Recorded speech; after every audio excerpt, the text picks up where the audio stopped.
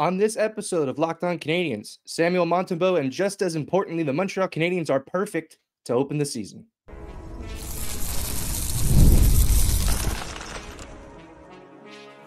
You're Locked On Canadiens, your daily podcast on the Montreal Canadiens, part of the Locked On Podcast Network, your team every day. Hello, and welcome into episode 1158 of Locked On Canadiens. Thank you for making us your first listen of the day, for subscribing on YouTube and wherever you subscribe to podcasts. Doing that supports the show and ensures you don't miss an episode. Today's episode is brought to you by Gametime. Download the Gametime app, create an account, and use code LOCKEDONNHL for $20 off your first purchase. I am Ian Boisvert, also known as Maybe It's Ian. I'm joined by the incomparable Laura Saba, also known as the Active Stick. Laura, the Montreal Canadiens defeated the Toronto Maple Leafs by a score of 1-0. Did you see this coming? Absolutely not. Yeah, for sure. The broadcast said that the Toronto Maple Leafs had gone 227 games without being shut out. Is that right? Yeah. Chris Caufield was doing everything in his power to jinx that shutout, and Sam Montembeault just said no. With like 2 minutes left, he brought up that stat, and I was like, "You monster! What are you doing?" He knew what he was doing. An entire fan base is going to go apoplectic if you ruin this for us. Yeah. So didn't matter. Sam Montembeault. Perfect. We have a lot to talk about today. Obviously, we want to break down Sam Montembeault's game. The power play had some high highs and some low lows. And then we'll set up tonight's game in Boston. The Canadiens are right back at it on the road. It will be Boston's home opener. So a hostile environment, as always, at TD Garden in Boston. But let's start with, well, you know what? Before we jump into Sam Montembeault, we do need to talk about the opening ceremony because there was much ado about that. I guess in the rebuild show, Jeff Molson had said, we're not a big fan. We didn't do so great last year. We're going to try to do something different. So they brought an entire orchestra out on the ice and another band to play Fix You for approximately 28 minutes. I've never seen anything like that. There was so much smoke. I remember Stu Cowan tweeted, "Unless the smoke goes away quickly, we're going to have to wait." They couldn't see anything from the press box from all the smoke. It was, I don't know what your thoughts are on the opening ceremony. So I think that there were instructions that maybe the music should go on or the smoke should be intensified based on the anger coming from the Toronto Maple Leafs fan base. Like the anger they got coming from their ears. The longer it went. And what I really like about that is that they don't care. The Canadiens don't care. They get made fun of so much for these ceremonies. Like the jokes get really tired for whether it's a jersey retirement, whether, whatever it is, there's always pomp and circumstance. And they really do not care. And they will just, they will do it. They will go longer. They'll go louder. They'll go more dramatic. And the more people complain about it, the more ostentatious they get. I love it. I love it. So I really did like that. And obviously there was the touching moment with Patrick Laine and the welcome that he got, which I thought was incredible. And I think, he talked about wanting to work to play in a big market where there was pressure. Talk about pressure. Yeah, no kidding. And, we'll move on from that because I think the big star is another man who was under pressure all night, and that was Samuel Montembeault. 45 save shutout. I believe Chris Cuthbert on the broadcast had said that was an NHL record for an opening season shutout. It's funny that this time last year, he wasn't the starter. Remember in that first game against Toronto, they played Jake Allen, and Marty said, Jake Allen gives us the best chance to win this game. And they were part of a tandem all year. No goalie played 3 games in a row. They switched up all over the place. For Sam Montembeault to come out here on opening night and make that kind of statement, I have so much confidence in him moving forward. The Canadiens had a great first period, and then I think they got the brakes beat off of them, and it did not matter because Sam Montembeault was on top of things. What do you think this does for the team's confidence moving forward? I hope that it makes them play bigger. Not that they played small. I think the big thing in tonight's game that was evident is that Toronto is just a highly skilled team. And they were very good at avoiding shenanigans, right? Like that was one of my positives about this game was that there was no sideshow. It was just about hockey. And the Montreal Canadiens essentially were able to weather the storm, right? Like, I think that's the biggest thing, because Toronto is by far more advanced team with a much more experienced coach, but leaving all of that, petty sideshow antics aside, they were able to play hockey. They were able to focus on the hockey, and the Canadiens I thought they looked good in the first period. I thought the second period adjustments by the Leafs were very significant. There were moments in the third period where I felt like the Canadiens were able to take control of the game, but they relinquished it just as quickly as they took it. And they spent a considerable amount of the game hemmed in their own net. I know we're going to talk about in their own end. I know we're going to talk about it a lot, but I think, the Habs, essentially, this is what they're going to need to do and more to beat teams that are better than them every night this year. This is not going to be the last time that they have to play like this. And I hope that there will be adjustments coming that will enable them to carry the puck out faster, to spend more time in the neutral or offensive zone, to have to rely on the goaltender less.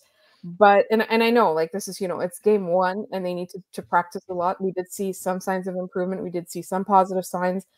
We also saw a couple of growing pains. But I feel that this is what the Canadiens are going to need to do night in and night out all year. Yeah, it's rope-a-dope. It's rope-a-dope hockey, right? They're not at the skill level of a Toronto just yet.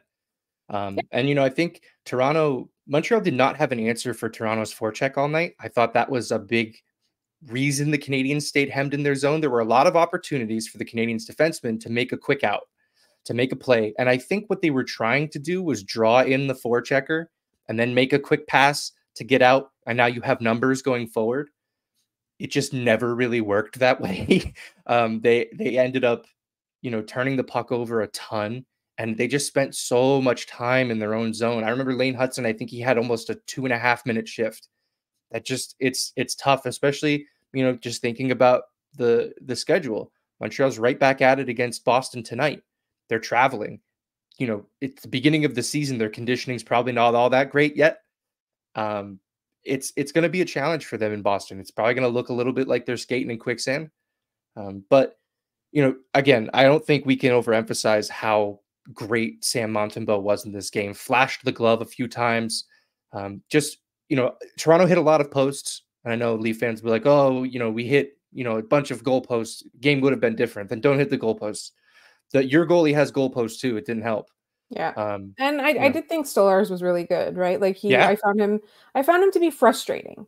So I don't know if it was just bias at that point, because I was so desperate for the Canadiens to generate something, and they're holding on to a 1-goal lead and they're hanging on by a thread, and he really annoyed me. So I feel like, I don't know if he necessarily technically was all that good, especially since Samuel Montembeault was putting on a clinic, but I just felt pretty frustrated by him. Yeah, for sure. And I think, especially the Canadiens didn't get a lot of shots. They didn't get a lot of opportunities, but the ones they did get were of pretty nice quality. Alex Newhook turning a somewhat nothing broken play into a breakaway. Yeah.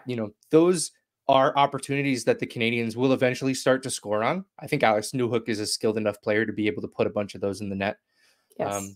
But it's a game, like I said, rope-a-dope hockey. They just have to bide their time. They got up early and never looked back. I can't remember the last time they won a game 1-0. I can only imagine it was in the Michel Therrien era. I was at one of those games on Long Island. They won 1-0 in overtime with current Toronto Maple Leaf Max Pacioretty scoring the overtime winner. So how funny things are. What did you make of him getting booed? I know there was a lot of chatter about that before the game. I don't know why this fan base does this all the time, where we do all this hand wringing over booing players when they come back. But boo who you want. You paid for the seat, man. Do whatever you want. Yeah. I think it depends on the circumstance, because I feel like it's not really fair to boo a player that would have wanted to stay, but an administration prior to this one kind of unceremoniously sent them away against their wishes, right? Like, I think of people who they put in a no trade clause because they want to stay in Montreal, but they get traded just before it kicks in, right?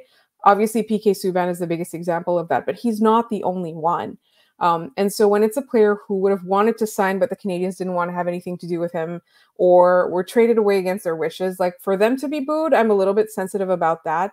But when you actively choose to sign with the Toronto Maple Leafs, like I think it's par for the course. Like that's something where like even Thomas Plekanec being traded there, right? Like I felt so bad for him. So there's the sympathy factor, and then there's some guys where it's just like, boo them, who cares? Absolutely. As long as you're not disrupting another fan's ability to see the game or just being, a bad dude. Abusive. Yeah. Do what you want. That's where I'm at there. All right. We're going to put the brakes on that. And we're going to jump into the Montreal Canadiens power play. I don't know if you guys know this, but we talk about that quite a bit. And it was a storyline once again in game one. We're going to get into that in just a moment. Hey, NFL fans, you can start the season with a big return on FanDuel, America's #1 sportsbook. I've got my eye on the Ravens and Commanders on Sunday with the over set at 51.5 points at -108. You know we're going to see some great offense. So when you get a hunch in the middle of the game, you can check out the latest stats, view live play-by-play, and so much more on the same page where you place your bets. You'll get started with $200 in bonus bets guaranteed when you place your first $5 bet. That's $200 in bonus bets guaranteed when you place your first $5 bet. That is FanDuel.com. All right, we are back. But before we move on, I do want to thank you for making Locked On Canadiens your first listen of the day. For your second listen, head on over to Locked On NHL for all things NHL with expert analysis on every team in the league. Locked On Podcast Network, your team every day. All right, special teams time. Let's start with a good thing. I want to start by saying the penalty kill was 4 for 4. That is spectacular. A lot of that is Sam Montembeault, but I think the Canadiens really limited the damage, and they did not allow Toronto to do the things they wanted to do. There was one particular shift, and I think it was the final penalty kill of the game or the second to last penalty kill of the game. It was definitely in the third period. And there was this one shift where I felt that everybody on the ice was doing exactly what they needed to be doing. And I was like, this is how it needs to work every single night. That was a night where I'm like, this is where Armia's value is, right? Yeah, he was excellent. You're spot on. So, and that to me, I was like, I need to see more of this, because looking at that and seeing that, I have more faith in the penalty kill now. Obviously, we're going to talk about the power play in a second. Yes. And my faith is shaken and listed as day to day. But the penalty kill, I thought they did really well. Obviously, as you said, it's a cliche in hockey, but it's because it's true. Your goaltender is your biggest penalty killer, and so without that, maybe we're telling a different story. But the pressure that the Canadiens put on the Leafs, the extended amount of time they took it out of the zone, like I'm counting that, right? Like I'm measuring that. I'm measuring which two Leafs can't put together something on their power play. Who's the person who's defending? Who's the, so yeah. I felt pretty good about that, even though for a lot of cases it was Samuel Montembeault show, but I feel a lot more comfortable now that they're doing this. And I wonder if it got better over the course of the game because he was showing them that confidence. So they felt a little bit more bold. And like, I really like that. And I want to see more of that. So if Samuel Montembeault playing this game the way that he did gives them that confidence, like I really hope that they carry that momentum, because when they were aggressive on the penalty kill, I felt like you could visually, it was so easy to see whether you're looking at the stats or you're looking at the game being played in front of you. I loved it. And I mean, I can't believe that I spoke for like 4 minutes about a penalty kill, but you know what I mean, right? Like I want to see that aggression, and I would also like to see that aggression and that boldness carry over the other end. Yeah, completely agreed. Let's start dissecting this power play. First couple, I think it was the first two, they set up a couple of really nice bumper plays. Suzuki was the benefactor on one of them. I think Slavkovsky also had a nice shot from the slot. The third goal, or the third opportunity where they ended up scoring, you see Doc move the puck down the boards, Slavkovsky gets it down low, and all four Leafs crash on Nick Suzuki in the slot. It was Jack Hahn who pointed this out on Twitter, and I thought it was spot on. All of the Leafs crash on him, and Slavkovsky makes a great read and puts a perfect pass over to Caufield. That's what that bumper play set up. Even if it doesn't work, when you get the puck into that spot of the ice, the Leafs now have to respect that, and they have to take their guys out of different positions and move them to cover the dangerous guy on the ice. Cole Caufield, when he gets that shot from that kind of angle, he's going to score pretty often. He loves taking that sharp angle shot. So I think that's going to open up, different avenues for the Canadiens to score. So is that slingshot move that we always see, where Matheson has the puck at the blue line and Nick Suzuki is for some reason at center ice and comes in with speed and wires the puck. That's the one where last year against Edmonton, one got waved off and he just did the same thing again. Yeah. That's going to open up things as well, because if he's going to keep doing that, the Leafs are going to send people towards him to take him out of the play and leave somebody else open. That's all a power play needs to do, is move guys around. That's why the 5-on-3 didn't work at all. None of them were moving. The puck was it was like watching bubble hockey. Like the guys aren't moving. The puck is just bouncing between all 5 of them. And they're all getting the same look every time the puck is on their stick. I remember going back to Kirby Dach and him just looking in the same spots and then just dumping it off to the side. I know it's early and they definitely haven't practiced 5-on-3, but there has to be a better way to play that than how they played that. That would have been an opportunity to put this game a little further out of reach much earlier on. I fully agree with you there. I did think that 5-on-3 kind of hurt them a little bit, because I feel like whatever momentum they got, which, don't kill me, it is a thing, right? Like, it's an intangible, but it is a thing, right? Seeing that goal go in earlier, I felt that gave them a little bit more of an incentive to be bold. But then you see them on that 5-on-3, they don't do that, and they shrink back.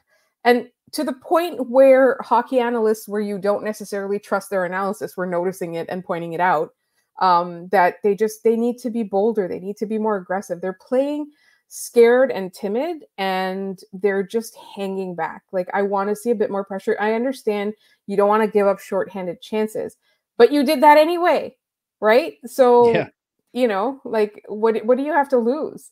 Like, either way, like, if you put a bit more pressure, maybe there's a risk of actually scoring a goal at some point.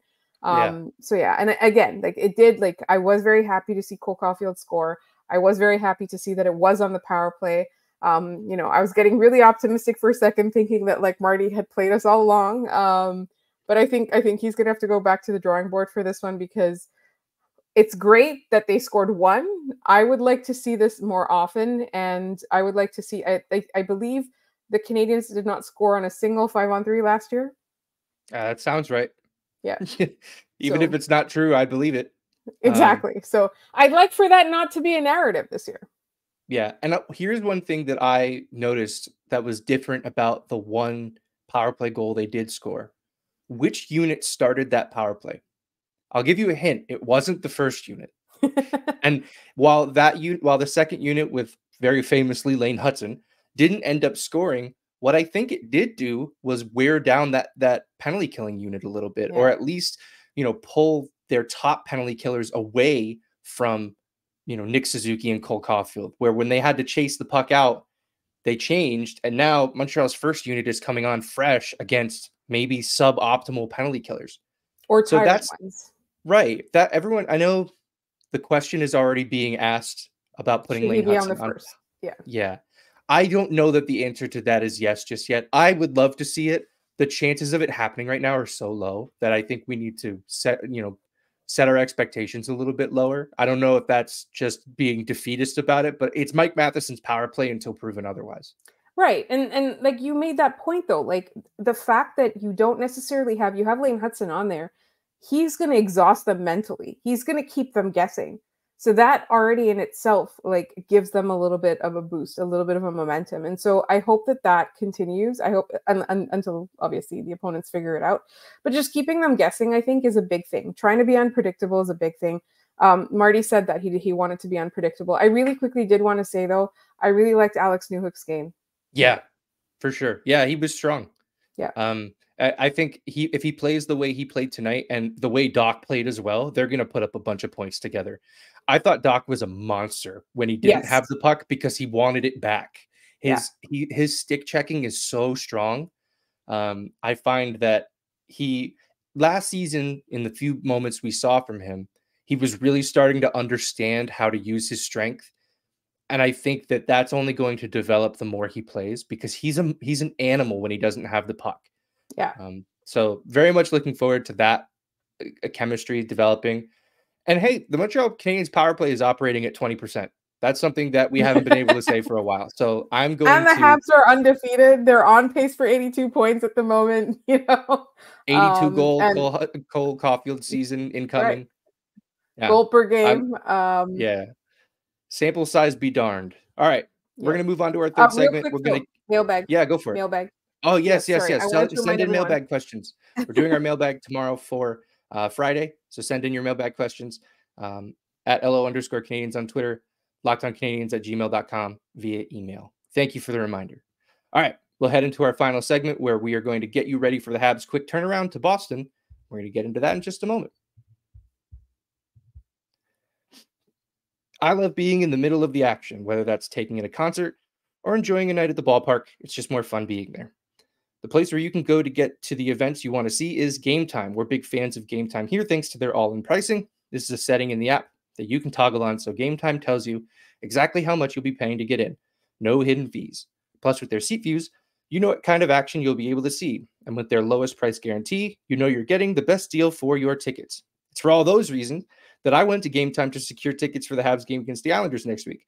I got some great seats and an even better price.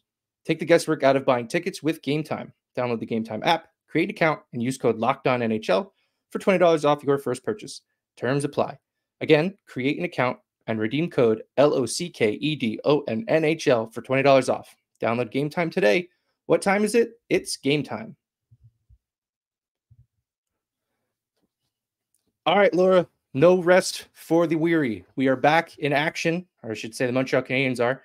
This evening, they are going to Boston for the home opener. As I said last episode, this is not a schedule for the faint of heart. The schedule makers this year did the Montreal Canadiens no favors out of the gate. They're getting very difficult matchups, and Boston is no exception. Boston has already played one game, and they are 0-1. They fell to the defending Cup champion Florida Panthers on their banner-raising night by a score of 6-4. What was interesting there, obviously, is that Swayman did not get the start. It was Jonas Korpisalo, who was not very good. It's not confirmed yet that Swayman is starting on Thursday. He might need more time to get ready. But what do you think that kind of problem, how do you think the Canadiens address that? Do you think that they're playing the same way against either goalie, or, do they maybe against Korpisalo, they try to throw more on from anywhere because they know one might just bounce in? I think so. I think with Korpisalo, it's trying to break the goalie spirit. With Swayman, it's more trying to solve a puzzle, right? You would have thought Ottawa would have done that to him already, but I guess not. So what was really fun about that Boston game, though, was that they went down, was it 5-0 or 5-1 before catching bad. up a little? Yeah, it was. They scored a lot of garbage time goals with the goalie pulled. Yeah. So I do think that it's going to be tough just because the Canadiens are going to be tired. Like, they played the Toronto Maple Leafs, who looked so much better than them, and they were able to beat them. So that took a lot of effort, right? So I think the biggest thing is that what I loved about the Leafs game was that it was absent of shenanigans. And I think that's what I want from the Boston game too, because if you look back on the last few years, there have been so many, like, I'm going to call them plot lines. And we don't need that, right? Like, I just want to see some hockey. I don't need them getting exhausted, but I do think that the key to this game is just like you said, you just have to survive. Like, you have to try your best not to skate in mud, right? I'm going to be happy if they put together a 60-minute effort. Even if they look tired, I don't want them to look gassed. Yeah. No, I think that's spot on. It's always tough. All of these back-to-backs are always difficult. It's such a demanding sport that, especially traveling for both of them, like, the annual Super Bowl weekend matinee games where they're at home for both of them. They're at home, and a lot of the time that second game is still rough. Now they have to hop on a plane and fly to Boston and get ready to go again tomorrow in a hostile environment in another home opener against a tough team. A very tough team, a team that they haven't played particularly well. We went over it in our last episode when we set up the week in advance. Montreal had one win against Boston last year. They went 1-2-1. It was an incredible win. It was probably the highlight of the season for me. I remember Caden Gooley scoring the overtime winner. But I think you're totally right with avoiding the plot lines, right? Play between the whistles, and I think this game will go somewhat well for the Canadiens. Even if it is Swayman in net, we're talking about a guy who hasn't seen NHL action since last year. So, that might play to the Canadiens' advantage if they can start hot and get on top of them fast. But it's a thing where I think they need to get out early. They need to start on time, get out ahead, 1-2 goals, because the onslaught that's going to come in the third period is going to be very difficult for them to weather. We know it's likely that we are not seeing Sam Montembeault again. I would hope they would give him the night off because he deserves it after what he did on Wednesday night. Caden Primo likely draws in for the Canadiens. Would you make any other changes? They can't really make any changes on defense because Struble is still banged up. But would you swap in any of those forwards? Who was not playing? It was Pizzetta and Kapanen.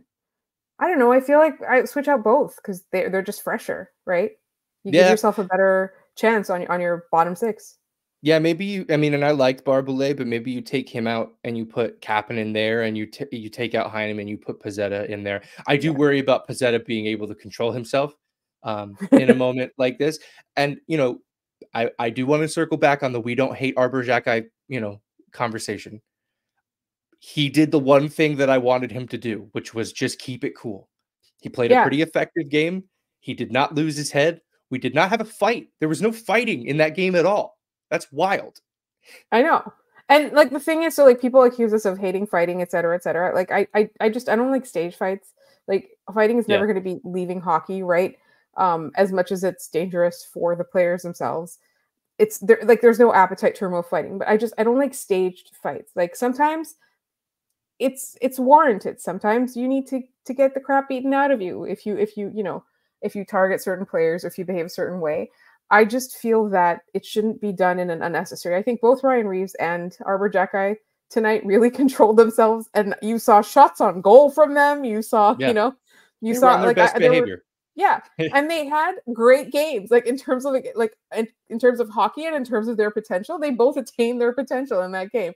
So that's why I would really like Michael Pizzetta to do the same thing in tomorrow night's or tonight's game.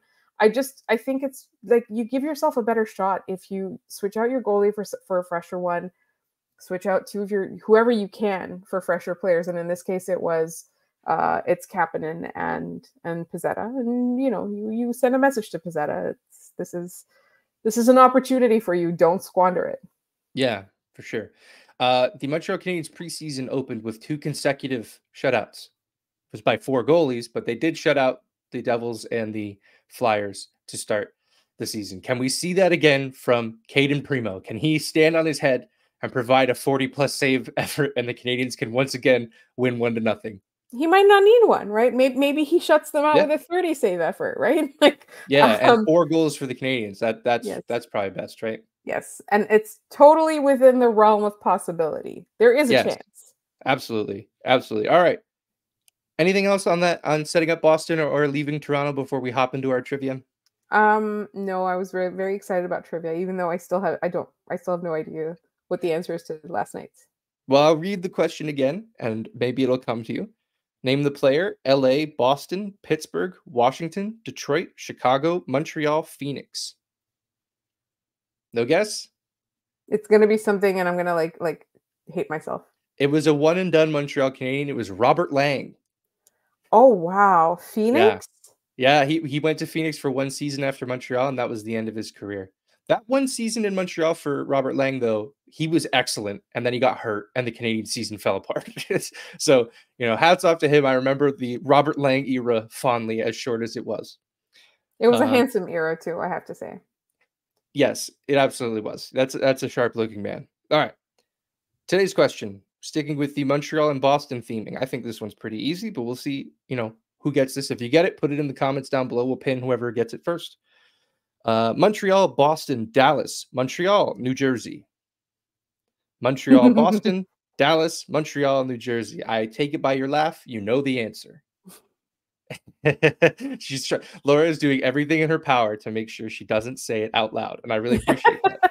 All right, that's going to do it for us on this episode of Locked On Canadiens. Thanks so much for tuning in and making us your first listen of the day. For your second listen, head on over to Locked On NHL for a perspective on the entire league. Remember, we have a mailbag coming up. Send in your mailbag questions at LO_Canadiens on Twitter and at our LockedOnCanadiens@gmail.com for the email. As a reminder, we are free and available everywhere you get your podcasts, including YouTube. So be sure to subscribe to Locked On Canadiens so you don't miss an episode. You can find me on Twitter at @MaybeATian. You can find Laura at The Active Stick. Thanks for tuning in. We'll see you tomorrow.